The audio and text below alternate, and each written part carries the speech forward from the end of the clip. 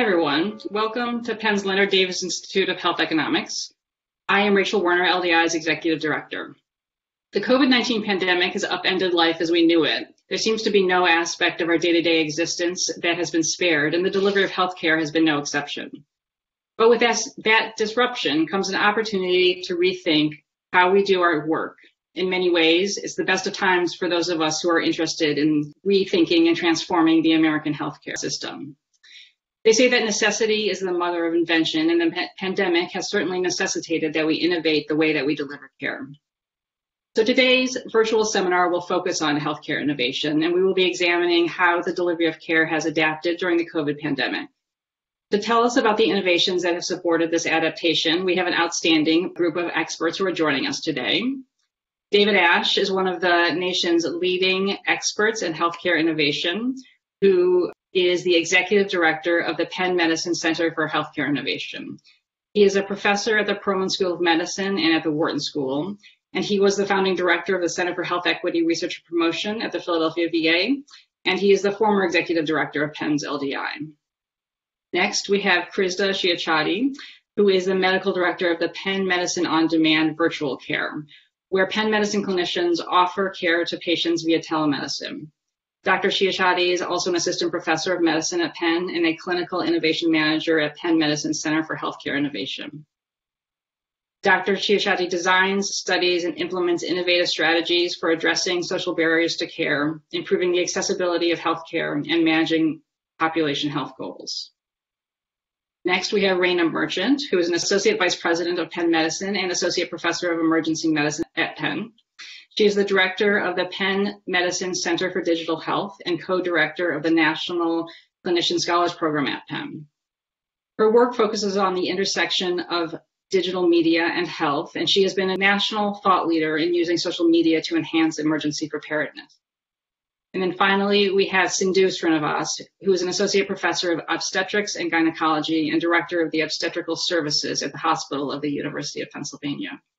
Dr. Srinivas's work focuses on evaluating innovative healthcare delivery strategies to improve maternal mortality, assessing the impact of practice changes on maternal and neonatal outcomes, and understanding the etiology of racial and ethnic disparities in maternal health.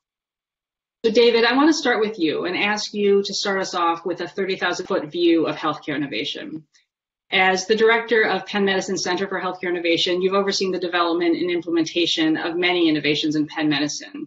And I was hoping that you could just take a minute and describe the role and the value that you see in healthcare innovation during normal times of healthcare delivery, and then also what the role of innovation has been during the pandemic that we're currently living through. During these times, I think everyone is marveling at how fast institutions have changed in response to COVID. And this is really not just in healthcare, but in restaurants, moving to pickup delivery or supermarkets, all sorts of changes we're seeing in many industries. But what this shows, I think, is that innovation really is possible in healthcare. And in fact, it can happen quickly, much more quickly than a lot of people had worried about in the past. And I guess I'll come back to that, but I think that's a kind of overarching observation to make. Now, pretty much everything I know about innovation, I've learned in the past 8 years of running Penn Medicine Center for Healthcare Innovation. I guess another way to put that is that I was singularly unqualified for the position at the time I was appointed to it. But I've learned a lot in those 8 years. Actually, a lot of it I've learned from Roy Rosen, who's been just a great guru of innovation within our organization. And over those 8 years, Roy and I and a really amazing team have worked on dozens of projects that are embedded within Penn Medicine. And I think that they have given us a head start on the kinds of activities that have been necessary during the pandemic. So some of the projects have been aimed at the present. They really aim to deliver dramatic improvements in clinical care or dramatic reductions in cost or clinical burden today. And those are the projects that need to operate in what is currently possible. They're often constrained, frankly, by how we are paid today, by the reimbursement models. And then some of our projects are actually aimed at the future. They see past some of the conventional pathways by which care is delivered or financed today, and they kind of reimagine or imagine how healthcare could be delivered in the future. Now that, like the work in telemedicine, for example, I'm sure Krista will speak to that, falls into that category. A lot of that work removes care out of the hospital or office where it is traditionally reimbursed to other sites of care which might be better for patients or clinicians, but are not currently set up for reimbursement. And because of that, it's actually hard for an innovation center to devote all of its activity to this second category because there's really no money in it often.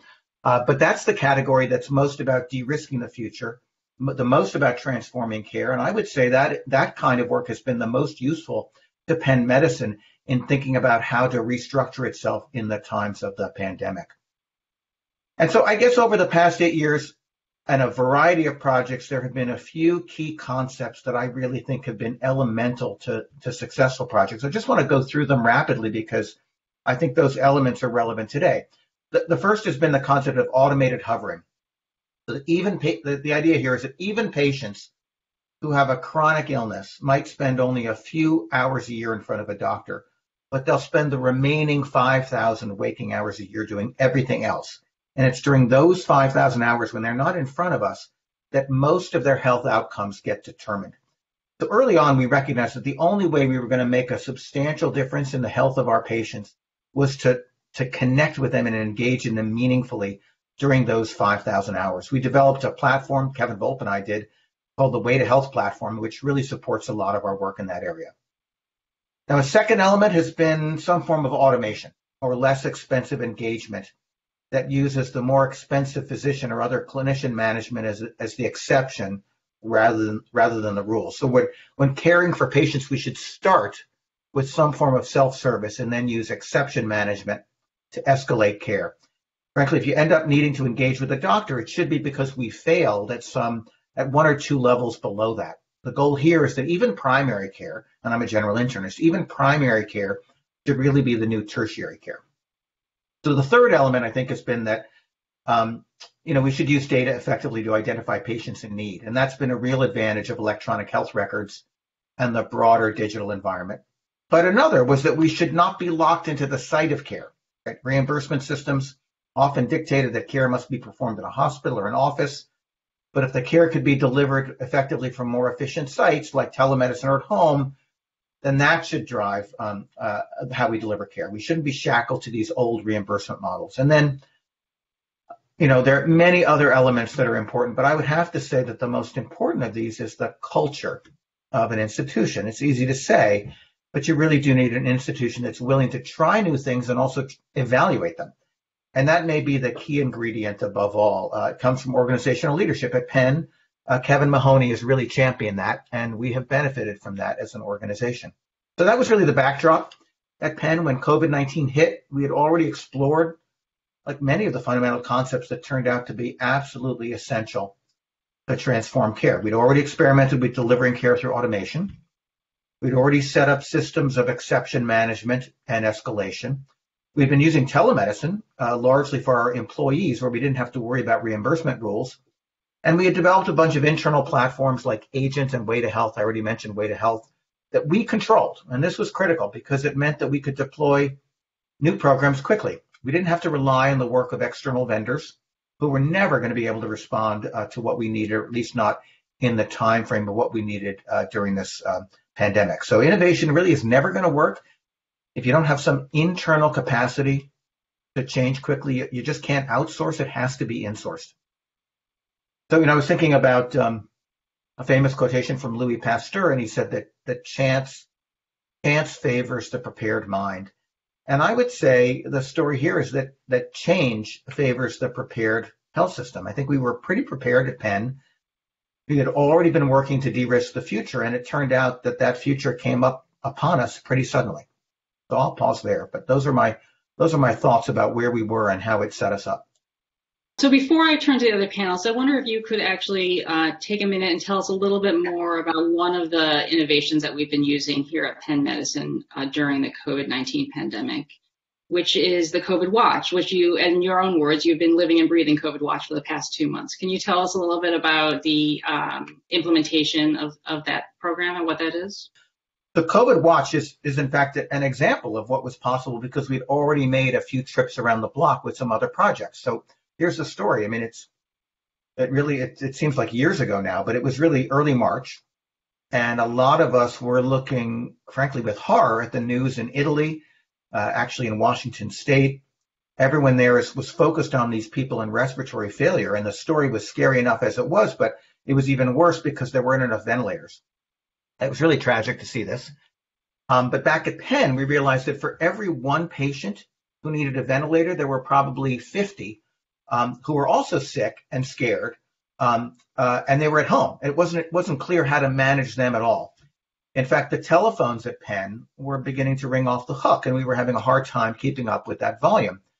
Now, most of those patients would feel sick, but in the end, they would do fine.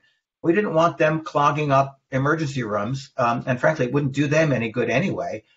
But some of those patients who were sick at home would not do so well, and we needed a way to get them to care quickly. And as I said, our phones were already ringing off the hook. So now what was interesting is we had, at the Innovation Center, we had already worked on a program and tested it to help automate the management of patients with bad COPD. They had bad emphysema. And we had called that program Breathe Better Together. And what Breathe Better Together did was it used the Way to Health platform to deliver text messages to patients once a day, asking if their breathing was the same, better, or worse. And that was a team led by Vivek Aya and Michael Sims of Pulmonary. And they had tested a lot of ways to engage these patients, and that one turned out to be the best. So we already had some experience with engaging patients who were on the edge of respiratory failure, which is really what we were concerned about with COVID, and doing that in an automated way. And so we set up a team rapidly to adapt this situation, that problem or solution rather, to the problem of COVID-19. And Mohan Balachandran and David Doe and the entire Way to Health team helped us program it all out. And Krista, who's here, and Susie Day helped us create a back end of clinicians, ultimately led by Anna Morgan, who became really the medical director of the program. And so we set up this COVID Watch program. And there's actually another lesson here, which is that automation alone was never going to work, right? All those silly COVID symptom trackers and apps that you see online, they're really pretty meaningless on their own, because at the end, most of them say something like, contact your doctor. So they take you back to square one. But with COVID Watch, we designed an automated system, and we paired it with a 24/7 clinical backend with real humans, so that you'd be automatically connected with a nurse or a doctor who could reach you in what has turned out to be an average of about 10 minutes, really quite amazing. So within 2 weeks of thinking of this idea, we'd already enrolled our first infected patient in the community. And since then, we've managed nearly 4,000 patients infected with COVID. We watched them, automatically for about 2 to 3 weeks. During that time, about 80% of them do fine, right? They need absolutely no human contact. And then the other 20% roughly at some point escalate automatically to the care of a nurse or a doctor because they have shortness of breath. And most of these patients can still be managed at home, but some of them need to go to the ED, and some of those patients need to be admitted. I mean, this is a very serious disease, but it's dangerous for only some patients. What COVID Watch does is help us watch over everyone, but escalate the care only for those who really need it. Now, again, we couldn't have done this without the years of projects that came before it. But now I think this is defining like the new normal of automated care for the future, right? I think this is the new normal for managing chronic illness. I mean, this is how we should be managing hypertension, how we should be managing diabetes and depression and anxiety. And, a lot of people think this is, for much further in the future, but actually, like, we're already doing this. If you look around the nation, or even if you look around Philadelphia, you realize the future is already here. It's just, it's just unevenly distributed. So I think that's an example of a program, COVID Watch, that got a head start because of the innovation work and the infrastructure that we had developed. And I think it's really been serving our community. Well, I want to now turn to our other panelists and hear a little bit about other innovations that each of them have been working on during the past 2 months. Krista, I'm going to start with you. You are the medical director of Penn Medicine on Demand, which is Penn's telemedicine program. And telemedicine is another example of the way we're now delivering medicine, which we really hadn't been before because it had been stuck in regulation and other barriers that made it hard to use. So tell us a little bit about Penn Medicine on Demand and how it's grown during the COVID pandemic and the way it's adapted to be used to help deliver care during this pandemic. I think David actually kind of set me up really well there. I think the big part that I'm going to do is really provide some color commentary to kind of take a bit of a deeper dive into Penn Medicine on Demand. And so Penn Medicine On Demand is a 24/7, 365-a-day service that had originally been thought up at the Innovation Center about 6 years or so, and then got fully operationalized within our Center for Connected Care about 3 years or so. And so operationally what it did was it took care of our employees. And so they were really trying to help folks after hours or over the weekends, those who didn't have primary care, and to really take care of low acuity needs. And if we weren't able to kind of take care of it, really connect them with our large primary care network. And so what ended up happening, we'd already kind of made a turn in January, expecting actually more of a general public, making some alignments with Independence Blue Cross, and then also with our university employees. Then March hit, and then all of a sudden we were in incredible demand because we were basically the one standing infrastructure for telemedicine that was in existence. And so we were doing about 50 to 60 appointments per day, and in about a week, we're seeing 250, 300 per day. There was one day where I calculated we would have to see like 450 to 500 patients just to meet the demand of that single day. And so I think there's two stories here that I think one could tell. One is really of an incredible kind of infrastructure that was already built in place to handle kind of telemedicine and to think about kind of how telemedicine could play a role in a pandemic. I think the other one is also like an operational one, which is what does a health system need to do to support these kinds of innovations or infrastructures to come into play? And so both had to happen. We had to figure out how to up-ramp our kind of technology infrastructure. And the second part, we were just pulling people left and right from all over the primary care network to help support the work that we're doing. And so fast forward 2-3 months, we now have had we've onboarded about almost nearly 150 physicians or nurse practitioners to help support Penn Medicine On Demand.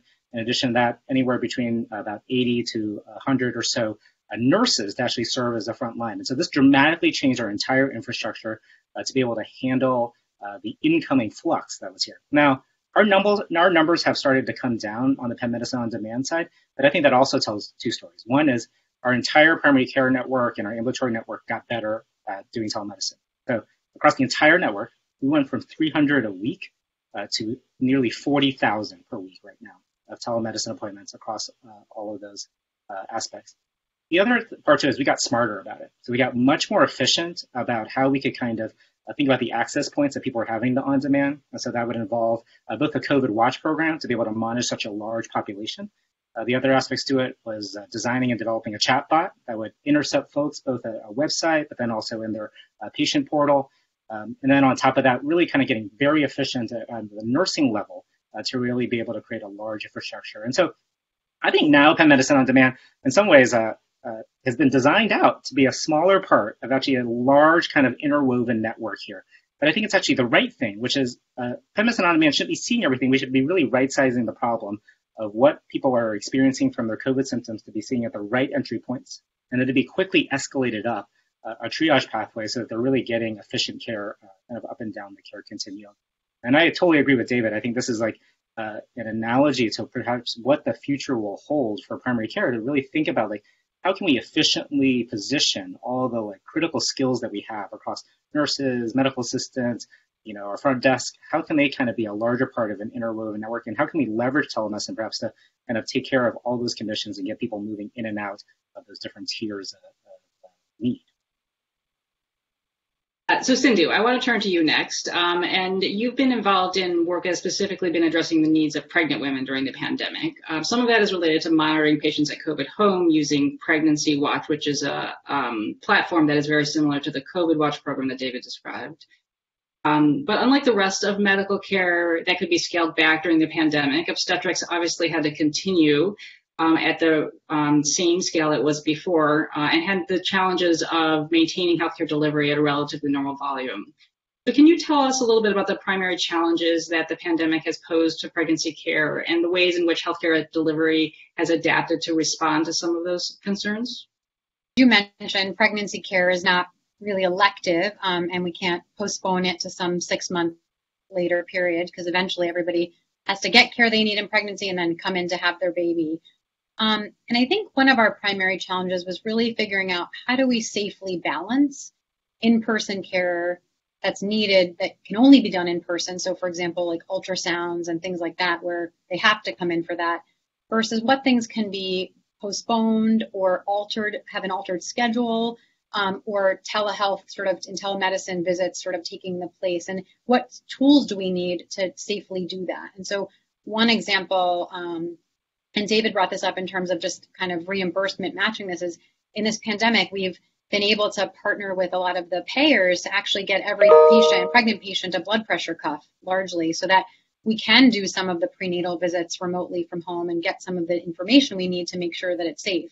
At the same time, the volume of things like ultrasound had to continue, but it did make us examine, as the risk calculus shifts in the pandemic, what care is essential versus what can be altered. And it did push us, I think, to think differently about sort of that calculus. And in some ways, we were starting to think about this a little bit before, but the pandemic definitely sort of supercharged a lot of that thinking.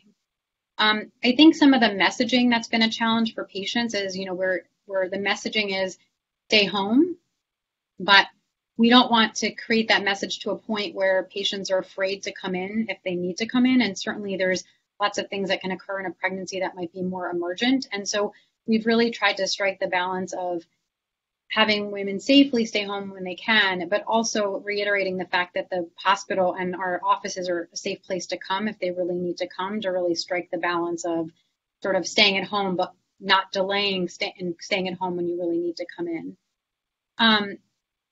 I think, as David mentioned as well, I think prior to this pandemic, we've partnered in women's health on several projects with the Innovation Center. So we were really primed prior to the pandemic and have several examples of programs that we're already doing innovative monitoring. So we have, a program called Heart Safe Motherhood, where we were already doing post-delivery monitoring at home for blood pressures. Another program called Healing at Home, same thing, post-delivery. So we've already been working on these innovative models. And so it was really easy for us to sort of ramp up some of these adaptations in the pandemic, because we already had the culture and had already been primed in some way for this. And Pregnancy Watch, as David mentioned, particular to the pandemic, is really an adaptation of COVID Watch that David mentioned, that we sort of, I heard about it and reached out to David. I heard about COVID Watch, reached out to David and said, hey, can we talk about the pregnant patients too? And literally within 5 days, David, I think we had sort of enrolled our first patient, because we had sort of had the culture of already doing some of this remote monitoring, and then we're able to sort of scale that pretty quickly across the system as we thought about that sort of back end of clinician management for patients. And we've had the same experience where we've had been able to very safely at home monitor lots of pregnant women and escalate when needed. And it's been that same sort of relative percentage of like 15 to 20% of women that have needed to be escalated. I want to end this first section with Raina and talk a little bit about the work that you've been doing. So you're the director of Penn Medicine Center for Digital Health, where you're working to use digital technologies to improve accessibility and healthcare delivery and the like. During the pandemic, you've been using these digital technologies to help connect people to Penn, and also use the data that's collecting from digital platforms to help learn about the pandemic. Can you just tell us a little bit about how you're using the types of data that we can collect through social media to map COVID hotspots, and what we learned from that that's been helpful? The Center for Digital Health sits within the Center for Healthcare Innovation, and so our work is very intertwined and related. Our focus has always been on how do we use these tools for improving health and healthcare, and really how do we better learn by listening to patients about what matters most to them. One of our projects that we spun up really relatively quickly in about 2 weeks is the Penn Medicine with You. And so David mentioned, there are a lot of apps out there that you can use for identifying symptoms and trying to understand more about COVID and your own health. But COVID has been very different and in fact impacting not just our health, but everyone is sheltering in place. There's significant impact on childcare for those of you tuning in with children in the background. It's impacted how we can work and also significantly the economy. And so while people are worried about their health and their safety, they're also worried about all these multitude of other things and they're looking for trusted information. So Penn Med with You was a way for us to reach out to vulnerable populations that were sheltering in place, and trying to provide resources that were about health, but also about loneliness, about mental health, about anxiety, about where you could find free lunches for kids, about places for education online. And so this was another sort of way that we could reach out. We've reached out to several hundred patients so far and been able to regularly text and share information about resources that are hyperlocal, that will give information to people about all these other things that impact their health in the era of COVID. The second area of focus has really been to build off of David's comments, something that we had been working on for a long time. And so we've spent many years doing surveillance of data from publicly available social media sources. And so in this context, we were able to pretty quickly spin up some of that work to really hone in on sort of the impact of COVID across our community, but more broadly across the United States, to try to understand, can we learn from what's happening in other places to try to provide more targeted sort of support for our own community. We really sort of focused on two things. Because of the real-time nature of the data, there's an incredible opportunity to find out things on social media before you hear about them anyplace else. So while it can be this sort of hotbed for misinformation, we've also noticed that it's been a really important place for providers to get information about. Someone mentioned what was happening in Italy or in New York or in Washington State, and the providers are all posting information. How do you capture that and really see where are the things that could be used for on the ground treating patients at Penn Medicine and in our community?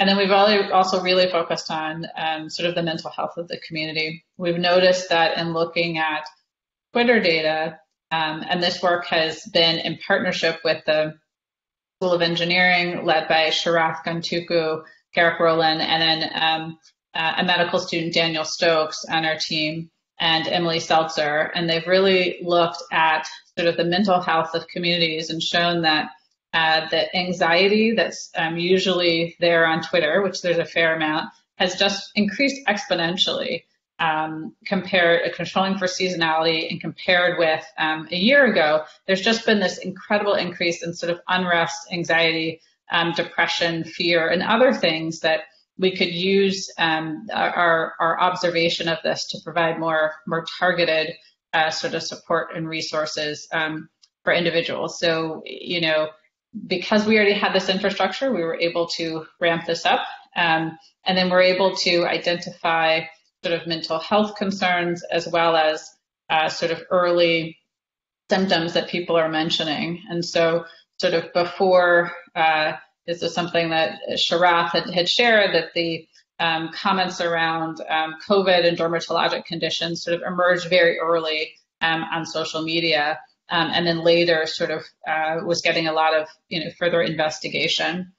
So both the Penn Med with You, led by Lauren Southwick and Rachel Schneider and others on our team, and then the separate sort of COVID map, have allowed us to sort of understand more about what's happening in our community using real-time data sources.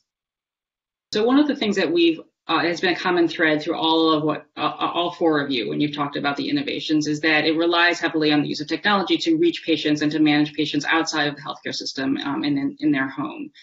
Some of the questions that have come in have been about how you address or how you effectively use these innovations when patients may not have access to technology. And I would add on to think the question of whether or not it has the potential to increase disparities or worsen access for some populations differentially than others. And so maybe I'll start going back to you, David, to comment on that, but would love to hear from all of you on that. Sure. I mean, I think that it's a great question. I think we often hear concerns that technology is or the use of technology is a divider, in that there are haves and have nots, that we have a digital divide in some sense. And of course that is going to be the case. But at the same time, it's a smaller problem than we might have imagined. I mean, it really is an evolution and an expansion of people's use of these technologies. Now, I think that a lot of people design apps, for a smartphone and the like, and I think that is quite off-putting and really does sometimes create a kind of divide. We have found that text message-based programs really do tend to reach a lot of people. A lot of people can text, and you might have some image of someone's grandmother who can't do it, but in fact, there are plenty of people who might fit that sort of stereotyped image who are quite facile at this. So no, none of these programs and none of these technologies is going to be able to reach everybody, but they do extend the reach of the kinds of things we would normally do. And so I am in general fairly bullish about these approaches. Now, I think if you need to rely on only a single communication channel, I think that is automatically like excluding people. And some people will use email and some people will use text. And some people, frankly, need robocalls and other people will need some kind of human contact. So I don't think you can ever rely on a single channel and think you're going to cover the waterfront. But there are plenty of channels that actually do and I would say text messaging is really, frankly, our favorite right now, that do reach a lot of people. I think it's like a critical question. This is not the time to be leaving people out. And that sense of it is really critical. I happen to know that Sindhu knows a lot about the issue of health disparities in these issues because of some experience with heart-safe motherhood. So she's probably going to want to talk about the way in which the technology might in fact reduce disparities as opposed to exacerbate them. I think the sort of role of digital health and innovation is really critical. And I think two things are important. The first is that we're cognizant of the fact that they could exacerbate disparities, and we're sort of knowledgeable about that up front, and then really kind of examining how that could or couldn't happen. Heart-safe motherhood, as I mentioned earlier, and as David just mentioned, one of the critical elements of its success, or say two of the elements of its success that I think are critical are, the first is that we assessed kind of our patient and our community's ability for different types of technology. So what we found in our population is that wireless access was a little bit more limited and not always present, which kind of drove us away from using a wireless blood pressure cuff as the tool that we were going to use to really try to help the population that we were caring for. Whereas really almost over 95% of our patients all have a smartphone and are able to text message and generally have unlimited text messaging ability. And so that sort of led us to a very low-tech, non-automated blood pressure cuff, just like your regular old Omron push-a-button kind of cuff. And the way that patients send us that information is just regular text message, where other programs that we were hearing about around the country were doing this sort of more fancy wireless cuff. But in our population, we were worried about that just because of the access issues. And what we found through our randomized trial with Heart-Safe Motherhood is that we actually really eliminated the disparities when it came to blood pressure ascertainment. So when we had a significant disparity prior to Heart-Safe Motherhood being implemented and in testing it, we found that all women in all communities were able to equally send us blood pressures, and we were able to then act on them and keep women safe. And we really eliminated the disparities that we had seen prior to implementation of that. Thank you. Krista? I really want to underline both what Sindhu and David really highlighted here, which is the modality matters, right? And I think when we say technology, we think of it kind of a large encompassing bucket. And I think we oftentimes think about the high-end products. Macs, the apps, like the really kind of like fancy stuff that you see at the digital shows. And I think if we thought about kind of all the different ways and modalities which we could provide care, we could actually start to really think about how to customize it for certain populations. We might also think about how to pay for it in a different way. And so, if we're, I'm going to give an example. I think if we're beholden to constantly think about video-based telemedicine as the only way of the future, then I think we're stuck. And I think we're actually going to create a disparities challenge, because we haven't thought about all the other ways in which lower income communities, rural communities, older adults, all these kind of vulnerable populations might be communicating with us and might actually prefer that method. And it might be the most effective and accessible method for them. And so I think both in the delivery mechanism and how we're paying for it, we got to be really thoughtful about what makes sense to really provide better access. And I'll say one other thing is we're really watching this closely. I think Sindhu, David, Raina, we're all watching this extremely closely. And in some ways, the data that we're getting now through the EMR and through all the ways in which we're collecting data, we can actually watch how this is playing itself out. And I'll actually say the COVID Watch program has a higher proportion of African Americans and Latinos compared to what we generally see in our general population. So we're actually, disproportionate. We're actually, I think, seeing more of those populations using that text-based program than I think we would have otherwise. Rena, what's your experience been with this? I'll build on what's been said, that we specifically were intentional with Penn Med with You in creating a text-based platform and trying to reach vulnerable populations, but also creating a web portal that has all of the same information. So if you aren't enrolled through our texting resource, you can find all of the links and all of the information on Penn Med with You to be able to find out about these resources that we thought were really important, and that it was just information overload to identify. And then I'll say in terms of social media, it has increased more than 20% because people are sitting at home and they're sheltering in place, and turns out like they're using more of their social media than has ever been used before. The World Health Organization said that this is not only a pandemic, but an infodemic, and that there is just this incredible increase in information that people are using to share online. My colleague, Nicole Lurie, who was the former Assistant Secretary for Preparedness and Response, and I wrote about the use of social media and emergency preparedness almost a decade ago, and we updated that now 10 years later. And then we were saying, wouldn't it be cool if people use social media in these ways? And then we reflected on how the platform has had this staying power, and that people are now using this in just exponentially more use and in different ways. And that, as David said, the digital divide for social media has significantly narrowed, and the fastest growing population of these platforms is over 65, and it is disproportionately, some of the platforms are disproportionately used by underrepresented and lower socioeconomic status groups comparatively. And so I think in terms of those platforms, again, they're not nationally representative by any means, but they have had this really enduring power to sort of have incredible reach into communities that it's otherwise really hard to connect with.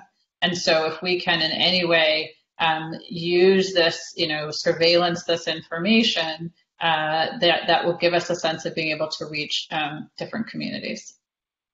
So another question that's come up a couple of times is the role of policy and regulation as either helping to facilitate innovation or being a barrier to innovation. Krista, I want to start with you because I know that telehealth has faced significant barriers to innovation or to widespread use in the past, and those barriers have been somewhat relaxed recently. But I wondered if you could just talk about how you think about the role of barriers and regulations in general. And let me actually just ask you as a very specific question, which somebody asked, which is, were there any existing regulatory barriers that impacted scaling up of your program, specifically related to Pennsylvania laws and regulations, and also related to who might be able to deliver care via telehealth? I think regulation and policies have long held really kind of telemedicine's advancement. And I think part of it is I think we were totally one end of the spectrum where we were really concerned about this misuse component. It was misuse on the part of the patients, that they would overuse it, but then also like care delivery folks would misuse or abuse that power to really kind of really, in our fee-for-service world, really just see huge volumes of patients at a really kind of, at a really, even if it was a lower cost, would really increase the cost of healthcare. And then the pandemic hit, and it was just an incredible need, and it was very obvious to everyone. And I will say, we were in the beginning days, we were like, we're going to have to ramp up. We're going to have to keep moving forward. But I would say at some points in time, in the first 48 hours to basically 4 or 5 days, it was a bit of spurts and stops because we were waiting for regulation to kind of start to continue to scale back. And it was not only just the modality in which we provided care, whether it could be telephone, telemedicine. It had these rules around whether we could be established with a patient, like they had to come to us before in person, or they could be totally newly seen by us. But then it was also, we live in Southeast Pennsylvania, which intersects with like truly 4 states, Maryland, Delaware, and New Jersey. And so we were kind of stuck at this border of like, can we see the person across the river, and what do we do? And I'll say on demand, the way we solved it is we just licensed ourselves in 4 states. And so it was always this regulatory thing that we overcame by just complying with each of the 4 states. Now those boundaries have essentially gone away, and that kind of fits what I think telemedicine really does. Is it's geographically agnostic. You can call from anywhere. I will say I think we're watching to kind of see where this turns. I think for sure, I think it's becoming clear, and I hope so, that for kind of COVID-like conditions, we continue to kind of keep these regulations down. I think that Seema Verma, the administrator for CMS, a couple weeks ago said the genie's out the bottle for telemedicine now, which I think she was alluding to the fact that it's here, and now we have to think about kind of what are the rules and regs I think we have to put in place. But, I think what we have to think about is still that value statement that we've long sought after, in my mind, which is like, how do we get people to the right place for the right care in the most efficient way possible? And then we do have to certainly monitor those costs, so long as we're kind of getting more value. We could dive into it, but those are kind of probably broader kind of concepts about it. So I totally agree with Kristen. I think I too am watching to see what happens. I guess I'd maybe put even a sharper point on it, though. So whether the genie's out of the bottle or you can't get the toothpaste back in the tube, whatever the right analogy or metaphor is, I do think that whether it's regulators or insurance companies have spent a lot of time putting constraints on technology-enabled care, whether it's telemedicine or any other manifestation, with a lot of concerns, largely in the guise of it will be a problem to deliver care this way, or the quality will be bad. And I think that one of the things the pandemic has told us is, in some sense, the emperor has no clothes, right? It does work. And if it does work, and if it's acceptable to patients, it delivers good, and clinical care can be delivered well. And frankly, it may even reduce the burden on physicians and some of the burnout on physicians you can imagine with telemedicine programs in which you spend a day, a week at home rather than going into the office. If it can do all of those, then what is the objection? How is it that it can be good at delivering care, but not good enough to pay for on that pathway? And I think that particular question, that pointed question, should be on everybody's minds. I don't think we should allow someone to try to get that genie back into the bottle. We should argue forcefully that we've demonstrated that this is okay, and now we have to find new mechanisms of oversight, but not ones that are prohibitions. Let me ask you a question related to that, which I'm curious to hear all of your thoughts on. What is the level of evidence do you think that we need? So David just said that the genie's out of the bottle, we've proven this works. Tell us a little bit about how you're evaluating these innovations and how we will know whether or not they've worked. And Sindhu, maybe I'll start with you. I know that you've done some randomized trials in the past, which is a very high standard of evidence, but tell me how you think about this moving forward. I think, OB care is sort of ripe for more research in this area, because there are I think we've wanted to think about how to provide care differently. And once you've been doing something a certain way for a while, how do you know that it's safe to scale it back or to do it differently? I think as a high-risk pregnancy doctor, there's a lot of testing and ultrasounds and things we do for different patients. And the pandemic sort of forced us, as I said earlier, to really think about the risk calculus around coming in versus the need for certain kinds of care. And so now we're thinking about we're actually sort of designing some research studies to sort of look at, sort of as a natural experiment, comparing some of the changes we made in the altering of schedules for certain kinds of patients with certain kinds of conditions compared to sort of what we were doing previously. And the question is what's going to be enough proof to say that, from our perspective, at least in OB, that it is a safe alternative.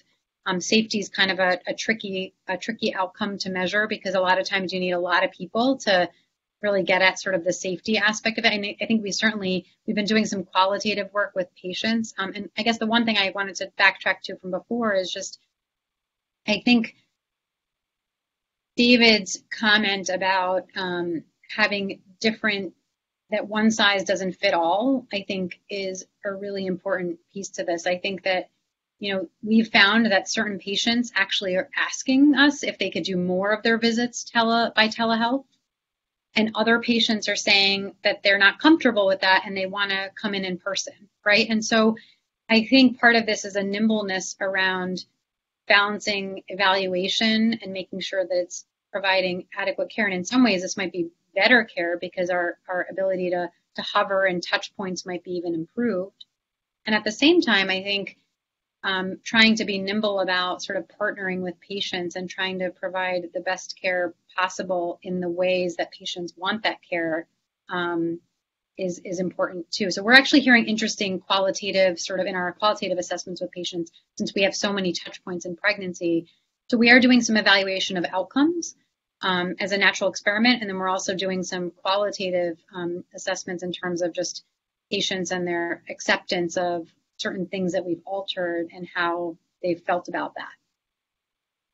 I mean, I'll chip in. It's you asked a question to 4 health services researchers also here. We've been talking about innovation, but I think you're actually asking the choir. I obviously I think evaluation is important, and I think we are trying to figure out. I think it's really figuring out how to ask the right question. What's the right study design? I think one of the challenges with the pandemic is we had to go. Like things had to be in place because lives were at stake and there was no time or unethical to set up an RCT. And so how do we evaluate that program in retrospect? And then really how do we think about just care delivery in general moving forward? And how do you evaluate that? I mean, I will say, shout out to LDI, which is really kind of that collaborative environment to really think about kind of all the health economists and the community of folks around us that are helpful to be thoughtful about this, given the limitations that we have in application. And maybe I'll throw one evaluative question that we've hinted at. I'm actually calling right now from actually my in-person practice. So just because I'm a telemedicine guy doesn't mean I don't see people in person. And I will say that, it is a balance. And I think that is actually a key question for me, which is how do I decide, both with the patient and also clinically, who needs to be seen in person versus who could be converted? Because I think it's both being patient-centric about it, but then also being really efficient about the delivery of care. And I think that's actually just a critical question that sits out there, that lingers for me at least.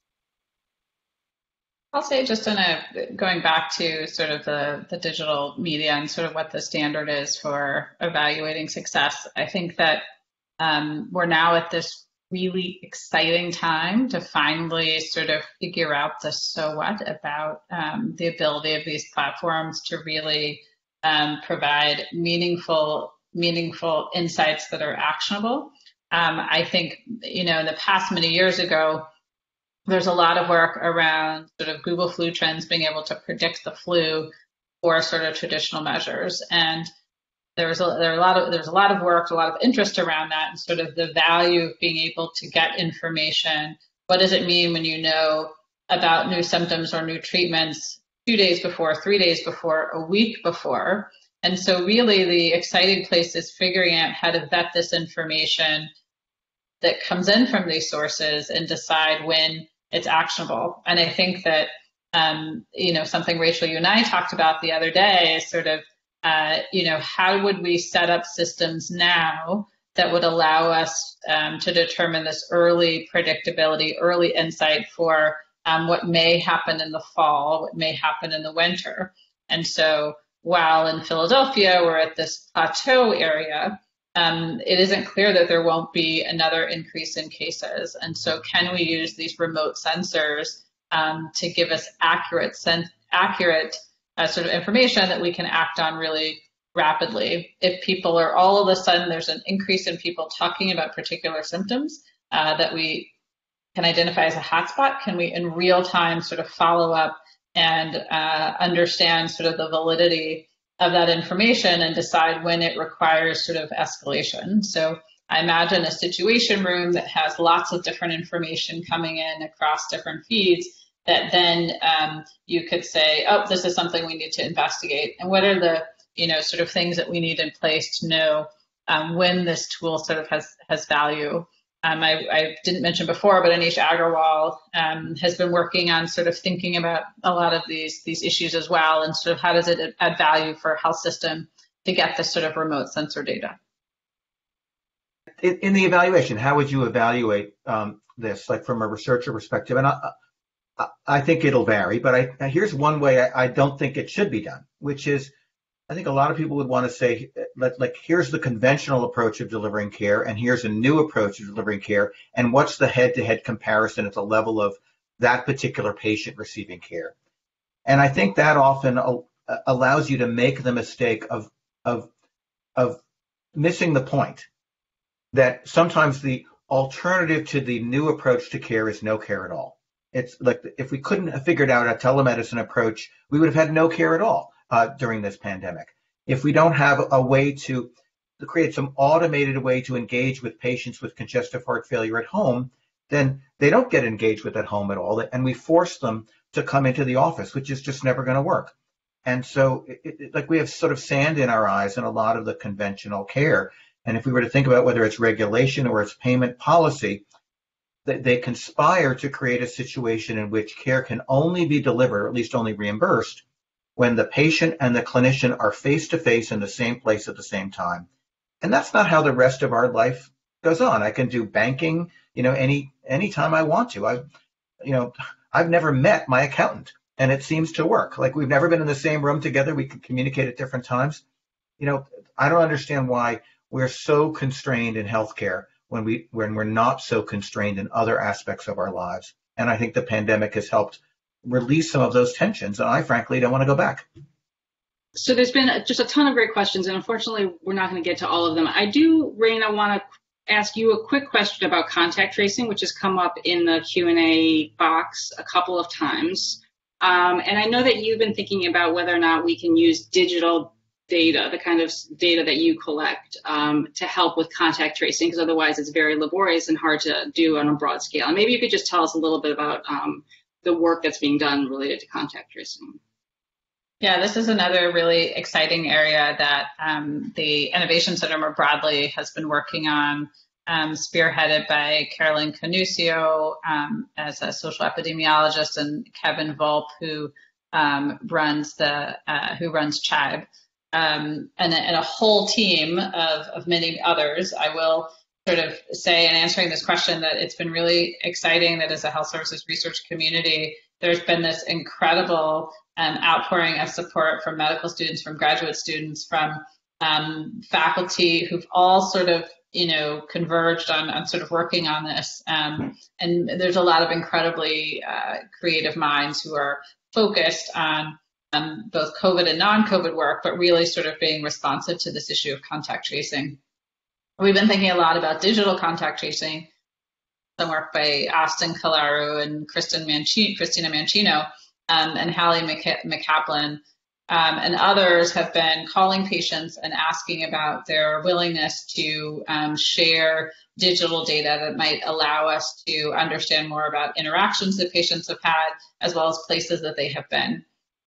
The other ongoing work is on sort of calling people to be able to provide real-time information that will inform public health efforts and is vitally important.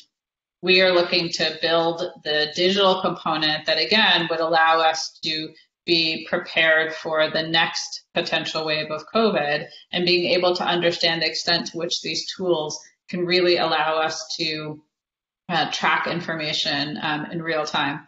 You can imagine there are trade-offs in both. I think a theme that has emerged in this conversation is a need for multiple modalities in addressing this problem, and that this is another project where there's a digital component in actually collecting digital footprints. There's a calling people. There's a, getting more information in the face-to-face interactions that are happening in acute care settings. And so this is an exciting area with lots of different components, and the digital piece is ongoing now, but we really hope that this will be provide insights and allow us to predict sort of next wave. I just want to end with one quick question that I'd like each of you to answer in the few minutes that we have left. Some people have expressed concern that right now we're living in a COVID-19 innovation bubble, and that all of the hard work and transformation we're seeing today may not be sustainable. And so I just wondered if each of you could comment on whether you think that this moment in time we're going to look back on it as being the most important moment in the evolution of healthcare delivery during our lifetimes, or whether we're going to look back and think that we missed an opportunity to really get things right. So maybe, David, if I could start with you with your brief answer. I really do think that this has been a turning point. Whether it be the most important point in healthcare in my lifetime partly depends on how long I'm going to live. But I think that this has been very transformative, and I think a lot of barriers have been broken down. I've also seen within a place like Penn Medicine an enormous amount of collaboration. Not that there wasn't collaboration already, but the shared mission has brought people together at a time when, frankly, we had multiple missions that were shared. Now we have a singular mission that's been shared and lots of collaboration. And I'm really looking forward to seeing that continue in some focused ways. So more of this. Krista. From my standpoint, I have a longer time to live than David. I'll just say that. So I think I have a high chance that this will actually change. I think part of it actually is perhaps this community that's on this call right now, right? Which is like, we do have an enormous power both to look at, to create change, but then also to think about what are the opportunities to evaluate what has happened so that we can actually influence. Right? I think this is the moment to do that. The other part is like, this stuff is sticky. Like, we're going to be doing this for like 12 more months, 18 more months, and people are just going to start to get used to the way they deliver care, and patients are going to get started used to the way in which they receive care. I think it's going to be hard to dial back many of the things we've seen, and we won't be able to recognize February 2020. Raina, you're up. I think this is the tip of the iceberg. I mean, I think we were just starting on this incredibly exciting path where all of the work that's happened now is going to continue. The impact of COVID is not going to end in 3 months. It's not going to end in 6 months. I think we're going to be seeing the impact on vulnerable communities, on chronic conditions that will last for a very long time. And so I think now we are just at the beginning of being able to try new things using innovation principles that will really set us up for the future. So I have a sense of optimism about sort of where this will allow us to move to. And Cindy. I'm on the optimism train also. I mean, I think that I feel like the roller coaster was already going up the ramp before this started. And I think there was a frustration that some of us had with why it was going so slowly. Because there were so many of these things that we have been talking about for a while, but policy, payment, structure, all sorts of barriers that have been already mentioned were kind of preventing the sort of acceleration of some of these things in a way that could really be meaningful to patient outcomes, to disparities, to all sorts of outcome improvements. And so I think that this is the tip of the iceberg. I think we're showing that we can deliver care in a totally different way and that it makes sense. And I look forward to seeing sort of how this has supercharged the delivery of care in general. And I think will be a pretty critical and pivotal moment in all of our lives, no matter how long we live. Great. Well, I want to thank all of our panelists. You guys were absolutely fantastic today. What a great discussion. Thank you for joining us here today. Thanks for everybody who logged on to join us virtually and listen in. I hope that you enjoyed it as much as I did. And everyone take care and be safe.